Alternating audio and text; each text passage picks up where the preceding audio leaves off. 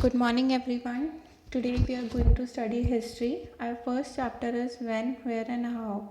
In this chapter, we are going to study about the division of period in history, the sources of information, different names used to describe the Indian subcontinent, the medieval period in India, and the influence of geography on Indian history. Our first topic is emergence of a new era. The medieval period in India covers the period from 700 AD to about 750 AD. This long period of about 1100 years can be divided into two phases, the early medieval period and the later medieval period. The early medieval period was from 8th to 13th century and the later medieval period was from 13th to 18th century. In the early medieval period, we find that there were constant power struggles among the regional kingdoms of North and South India, characterized by the frequent rise and fall of kingdom.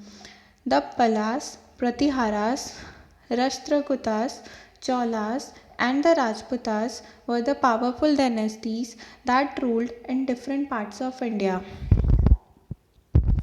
But along with these internal troubles, the Turkish invasion of India began from 1000 AD onwards. Ultimately, the Turks established their kingdom called the Delhi Sultanate. This sultanate flourished between 1200 AD to 1526 AD. They witnessed the reigns of Turks, Khaljis, Tughlaqs, and Lodhis. The Delhi Sultans were overthrown by the Mughals in the 16th century. With the arrival of these Muslim rulers, a new religion, Islam, with new languages, that is the Arabic and Persians, came into India. This new culture that evolved in India came to be known as Indo-Islamic culture.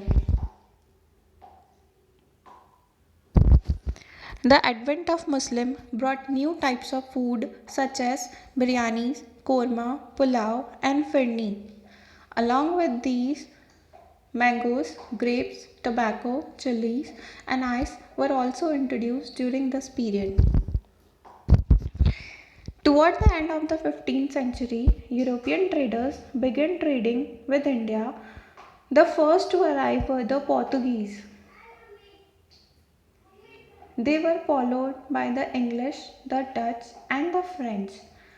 By the mid 18th century, the English managed to oust the other European trading powers and started the process of conquering and colonizing India. So now we are going to study about the impact of geography on Indian history. The geography of a country influences its history to a great extent. Here we are having some examples like the ports such as Surat, Masulipatam, Cambay, Cochin become major centers of internal and foreign trades. The mountains in North India, especially in Rajasthan, led to the building of massive and strong forts in Chittorgarh, Jodhpur, and Jaisalmer, which could not be easily breached by any enemy. The water scarcity in Gujarat and Rajasthan led to the creation of Bowries for storing water, which are recognized today as unique example of water conservation. During the medieval period, wars were fought frequently to control the important territory between the rivers Ganga and Yamuna and Godavari and Tungbhadra because of their flora and fauna. Thank you everyone.